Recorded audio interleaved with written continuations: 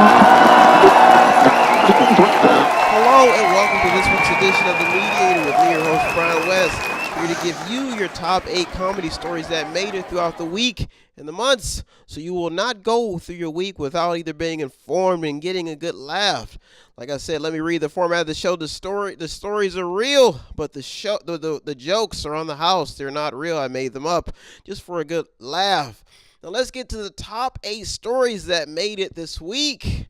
Story number 1, ladies and gents. Trump claims that investors should sue ABC. Now, after an ABC reporter made an error. So an ABC reporter made an error when referring to the saga surrounding Michael Flynn and President Trump. I guess President Trump reportedly responded by saying that investors should sue ABC for the error that he made.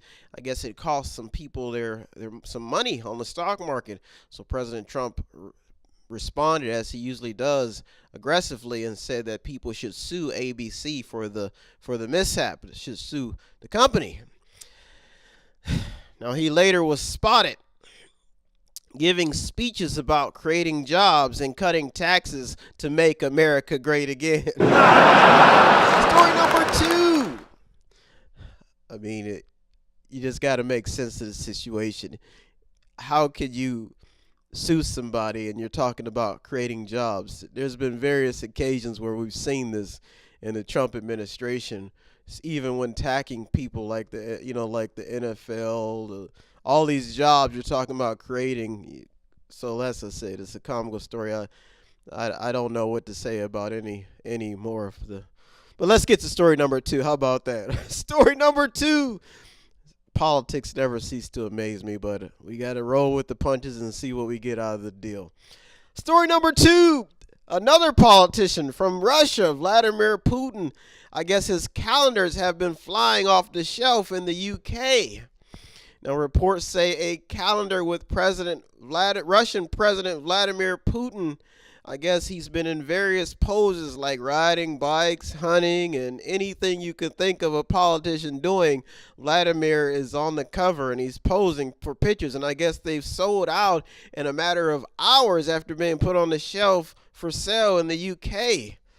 This is amazing. Let's get to the sweetness of the matter. I guess the money collected from the calendars will go towards internet campaigns to label him as a candidate in other countries' elections. If you don't know, Vladimir, I guess they say that Russia was meddling in elections. That's where that joke came from. Story number 3. I'm just getting warmed up. Story number 3. North Koreans. Well, North Korea's nuclear testing is not hurting anybody but, I guess, North Koreans. Now, this is an amazing story. It says reports say that North Korea's nuclear test is causing more harm to their own people rather than the targets. I guess there are reports of deformed babies being born because of the radiation from the nuclear sites. I guess these are citizens reporting this of the country. That I guess they're of the babies that are being born. The citizens are reporting this about what's been happening within their own country. Now, it also says, the report also says that Japan is also afraid that the nuclear waste will now spread to them as well, as if Japan does not already have enough radiation in the air. So, like I said, you hate to hear stuff like this from these leaders who make these decisions to blow stuff up, and they don't even know if they're not smart enough. I guess they don't know what nuclear waste does to people, to their citizens, if they care. So spectators are now reviewing footage of another high figure, Donald Trump, touting how smart the North Korean leader is, Kim Jong-un. And I guess the United Nations will also be doing some studies on where the leader has got his behavior from. So they want to know who he's been learning from. So there'll be some intimate discussions on Donald Trump saying how smart Kim Jong-un is for making the decision to use nuclear material and nuclear things to missiles to shoot off in the air. So the soap opera heats up as people are trying to figure out where this leader could have learned it from? Now let me think. Maybe he could have got it. He may be trying to imitate. Could it be the United States? Could it be Iran? Could it be China? Who knows? Never got the nuclear material. Shout out to all the single ladies out there trying to get ahead in the world. And story number 4. There's enough nuclear waste all over the world to bring people together in harmony. Story number 4. A long-time opera conductor. Now, this story is for the ladies. It's not meant to offend anybody. Like I said, these stories are only meant to entertain. I love everybody. Even Whoopi Goldberg. I loved her in The Color Purple. Now let's get to story number 4. A longtime opera conductor suspended for sexual abuse claims. That brief moment of silence was for this report. It's dedicated to the special women out there. I always have to give a brief moment of silence for the woman who created me. All right. Now, reports say that sexual accusations go back to 1968 from a opera conductor. He's 74 years old. His name is James Levin, and I guess he has reportedly been suspended for sexual assault cases that go back to 1968.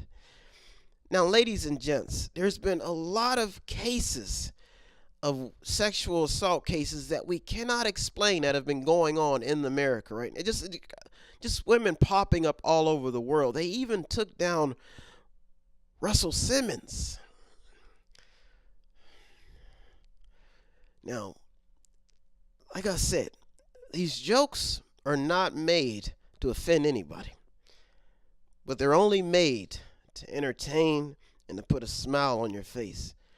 I have sisters and I have a dear mother, and I would hate to know what any man has done to them in the past.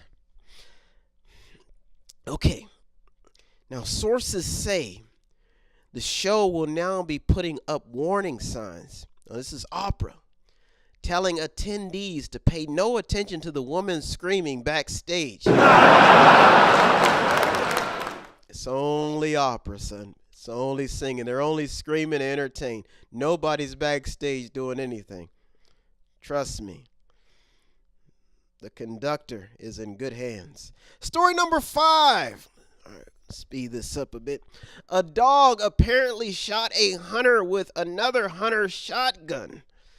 Just when you thought the stories could not get any crazier, they do. Now, reports say a dog apparently stepped on a 12-gauge shotgun with birdshot pellets in Iowa. So the dog stepped on a shotgun with birdshot pellets, and I guess the gun went off and shot another hunter 22 yards away. The victim suffered just minor injuries. Now, there is no word on whether the dog had been watching old reruns of Scooby-Doo, but sources say that they did find some pictures of Little Scrappy and former players from the Cleveland Browns and the dog's dog. Shaggy. Story number 6. Punched outside of Planned Parenthood for being pro-life. Dang. An altercation involving a 15-year-old teenager who was just trying to show some support for pregnant women was reportedly punched outside of a Planned Parenthood facility. Whew. Now it says, sweetness. Let's just be thankful that the teen is still alive after the incident. We all know how hard it can be being pro-life, especially when trying to save someone's life, giving life that someone gave life to. the life givers can give more life.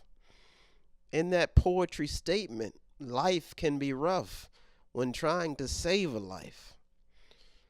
Being pro-life, the concept of the poetry is life. Why are you punching a 15-year-old for trying to support life? Word is born. Can you feel me? Story number 7. A man's tattoo leaves doctors confused when trying to save him. Now, like I said, the stories are real. These are real stories, folks, and the jokes are on the house. A man with a tattoo that read, "Do not resuscitate." It was across his chest, not thug life, folks. It was "do not resuscitate" across his chest. Scattered in tattoo ink left doctors in a huge dilemma on whether to save him or not when the man was rushed to an emergency room in Miami. So the doctors were confused on whether or not to save a man with a tattoo on his chest that said "do not resuscitate." You might as well just sign a letter saying you don't want anybody to save you. This was a tattoo scattered right here across his chest. If you don't believe me, there's a picture online, folks. Now, there is no word if he had the words organ donor on any other part of his body. Story number 8, and the final story that made it into the Mediator this week. The top 8 stories, comedy stories. Give you a joke. A deer in Mississippi runs through the school halls of a Mississippi school. Now, there is footage from a school in Mississippi. Cracked me up. I mean, I was laughing. I was in tears. It shows a deer running through a school door and sliding on the floor while getting up and running through another open door, scaring students. Now, no one knows who or what the deer was running from. Now, this is a good Christmas holiday joke, because it seems that veterinarians say that this type of behavior from deer is normal around Christmas time due to a syndrome called Rudolph impersonation encephalitis.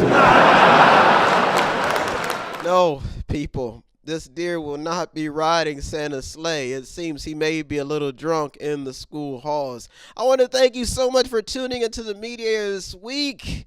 Please don't forget to go to our YouTube page and subscribe. If you're there right now, subscribe. And please, if you want to show us some support, go to our website, www.method8inc.com. Buy something, click on something, read something, or just watch something. I want to thank you so much for tuning in. And please, please show us some love. Have a good week, everybody.